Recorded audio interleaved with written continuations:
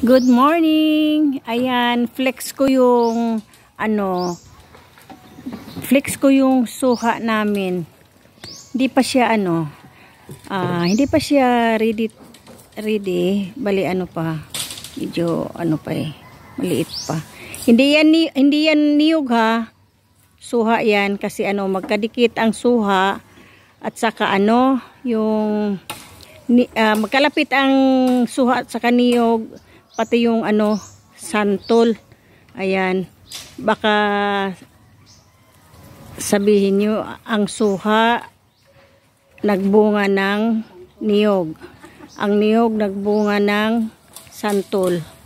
Yan, kasi tatlo yan sila magkatabi Yan, dito kasi ako sa bukid ngayon.